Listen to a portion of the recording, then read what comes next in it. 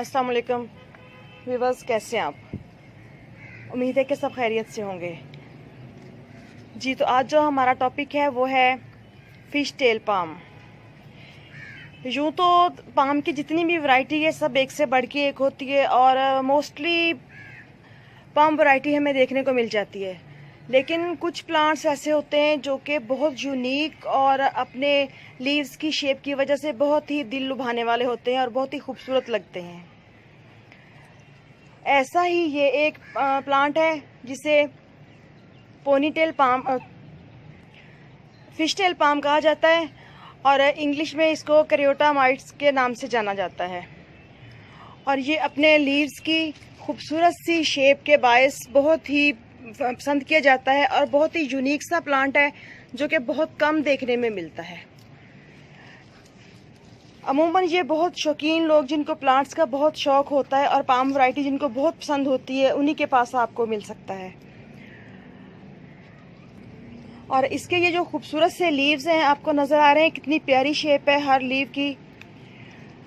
तो ये किसी ने कट करके नहीं बनाए हुए, बल्कि अल्लाह ताला की कुदरत है कि इतने खूबसूरत से ये जो लीव्स हैं, जैसे बिल्कुल फ़िश की टेल होती है, मछली की दुम, बिल्कुल सेम ऐसे बने हुए हैं और बहुत ही प्यारे लगते हैं।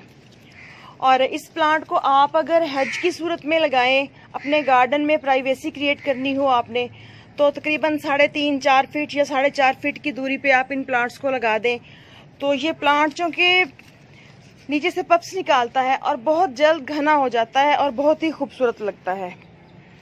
तो चलिए मैं आपको दिखाती हूँ। ये देखें, ये नीचे इसके पप्स निकले हुए हैं और मैंने लास्ट ईयर जुलाई में ये प्लांट लिया था, तो मैंने इसको नेट के नीचे ही रखा हुआ है।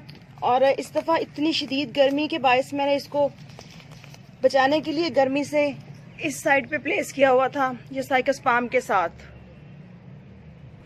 प्लांट्स का झुंड बना के। तो सेंटर में इसको रखा हुआ था ताकि ये शदीद लू से बच सके और तेज़ गर्म हवाएं जो हैं इस तक ना पहुंच सके, क्योंकि मुझे जो भी पाम की वैरायटी है वो बहुत अच्छी लगती है। और वैसे भी जो प्लांट बहुत कम केयर मांगते हों, आई थिंक कि वो सभी को अच्छे लगते हैं।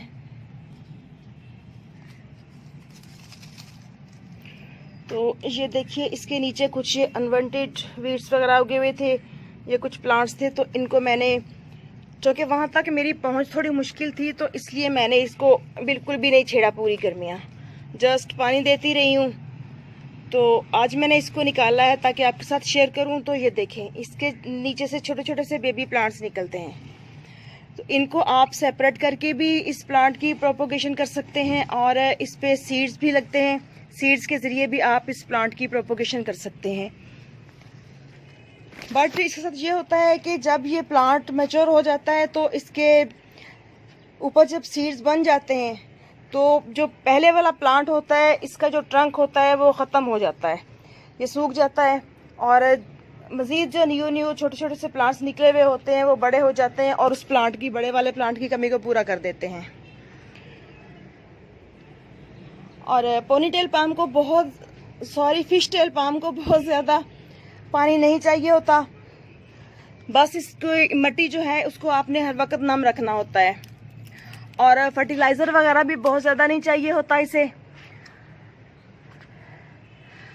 बस जैसे ही फरवरी में और सितंबर में आप बाकी प्लांट्स को फर्टिलाइज़ करते हैं तो इसको भी दे दें, क्योंकि हम लोग जो पॉट्स में प्लांट्स को लगाने के शौकीन हैं, तो प्लांट की अच्छी ग्रोथ के लिए ज़रूरी होता है कि इनको हम अच्छा फर्टिलाइज़र देते रहें जो कि स्लो रिलीज़ हो, ताकि आहिस्ता आहिस्ता प्लांट को फर्टिलाइज़र मिलता रहे और अपनी ज़रूरत के मुताबिक वो फर्टिलाइज़र सक करता रहे और अपनी न्यू ग्रोथ हमारे लिए बनाता रहे और हमें खूबसूरत से नज़र आए ये प्लांट।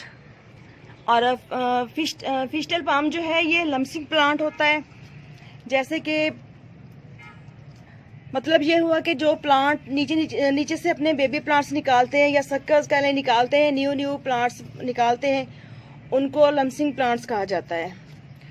तो ऐसे ही ये भी बहुत ही खूबसूरत सा प्लांट है जो कि काफ़ी अच्छी खूबसूरत लुक देता है हमारे गार्डन को।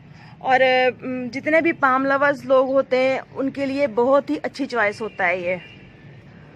और फिश टेल पाम जो है इसको आप पॉट में अगर लगाते हैं तो वेल ड्रेन सॉइल बना के लगाएं। ये देखें, ये वाली जो मिट्टी है बिल्कुल भल वाली मिट्टी में लगा हुआ है। और जैसे ये मैंने नर्सरी से लिया था तकरीबन 1 ईयर कबल, मैंने सेम उसी पॉट में इसको रखा हुआ है। बट अब मुझे ज़रूरत महसूस हो रही है कि मैं इस प्लांट को बड़े पॉट में लगाऊं ताकि इसके नीचे से बेबी प्लांट्स भी और निकलें और इसकी जो ग्रोथ है ना मज़ीद अच्छी हो सके। और ये प्लांट जो है ये बहुत ही स्लो ग्रोइंग प्लांट है, बहुत आहिस्ता आहिस्ता इसकी ग्रोथ होती है। और यूँ समझ लें कि मेरे पास आके इसने 1 साल में जस्ट 3 से 4 लीव निकाले हैं। तो आज मैं अपने प्लांट को बड़े पॉट में भी शिफ्ट करना चाह रही हूँ। चलिए मैं आपको दिखाती हूँ। ये देखें,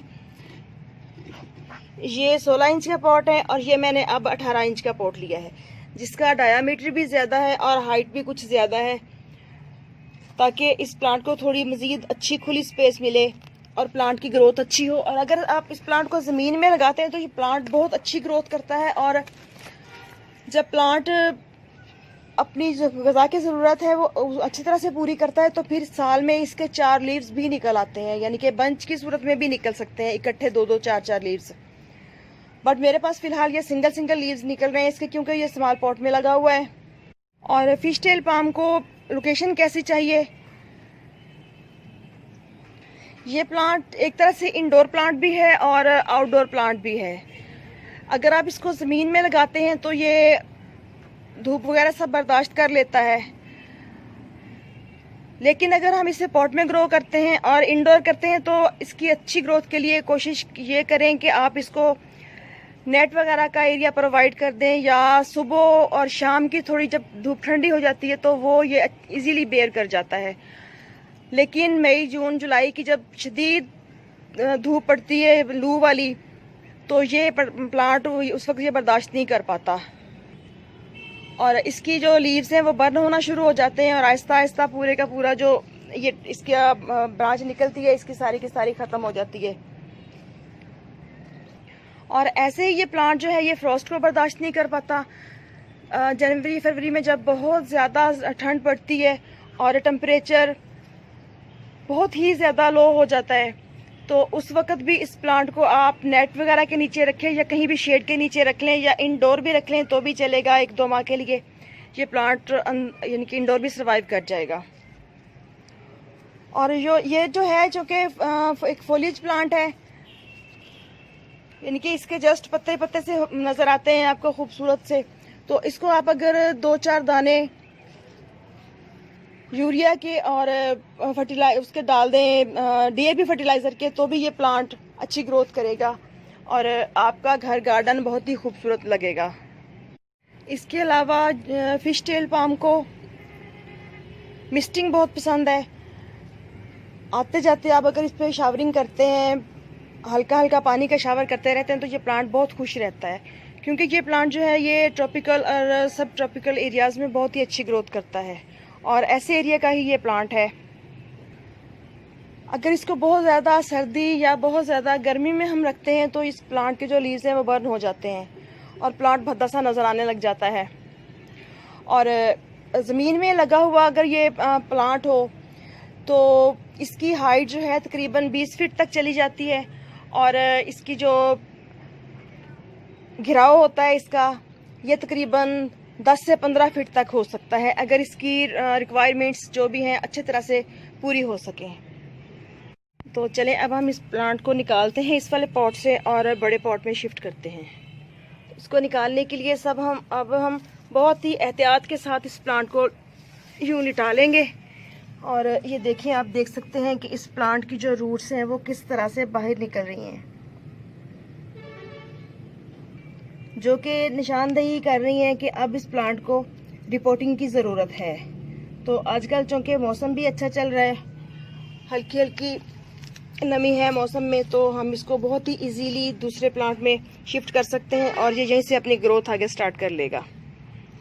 तो ये देखिए, ये मैंने खुरपी के साथ इसकी जो रूट्स हैं वो कट कर दिए ताकि प्लांट को पॉट में से निकलने में दिक्कत ना हो। तो इसको आहिस्ता से फर्श पे हिट करेंगे और ये प्लांट पॉट को छोड़ देगा जी। तो ये देखिए, इस तरह से मैंने आहिस्ता से हिट किया और मैंने प्लांट को निकाल लिया है। और यहाँ से भी ये देखें, इस प्लांट के जो रूट्स हैं वो विजिबल हैं। तो इनको हम अब यहाँ तक मट्टी के अंदर कर देंगे इस प्लांट को।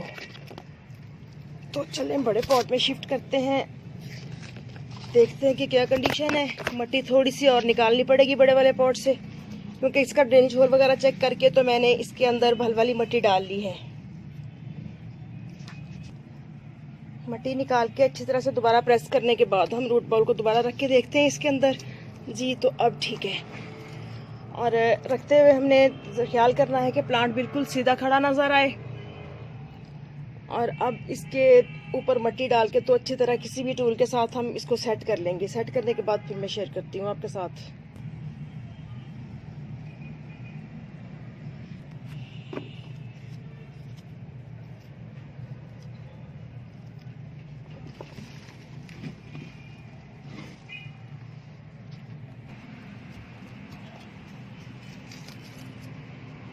इस तरह से अच्छी तरह से प्रेस कर देना है इसको, ताकि मट्टी नीचे तक चली जाए अच्छी तरह से और एयर पॉकेट्स वगैरह ना रह सकें। जितनी मट्टी डलते जाए और डाल के तो इसके ऊपर सिर्फ हमने 1 इंच का जगह खाली छोड़ना है। जी तो इस तरह से हमने अपना प्लांट भी रिपोर्ट कर लिया है। और ये देखिए, अब इनकी रूट्स मज़ीद बनेंगी अच्छी सी। और अगर हम चाहें तो इनको यहाँ से कट करके तो दूसरा प्लांट बना सकते हैं, बट अभी ये नीचे से खाली खाली पॉट नज़र आता हुआ इतना अच्छा नहीं लग रहा। तो मुझे भरे हुए गमले अच्छे लगते हैं, तो इसको मैं फ़िलहाल डिवाइड नहीं करूँगी। तो इस तरह से ये देखें, ये हमारा पॉलीटाइम फिश टेल प्लांट हमारा इस तरह से रिपोर्ट हो गया है। तो आई होप कि आपको आज का ये खूबसूरत सा प्लांट अच्छा लगा होगा। तो चैनल को सब्सक्राइब ज़रूर कीजिएगा और फीडबैक में बताइएगा कि कैसा लगा आपको आज का वीडियो। तो इंशाल्लाह फिर मिलते हैं किसी नेक्स्ट वीडियो में नेक्स्ट टॉपिक के साथ। दुआ में याद रखिएगा और चैनल को सब्सक्राइब ज़रूर कीजिएगा। ओके जी, अल्लाह हाफिज़।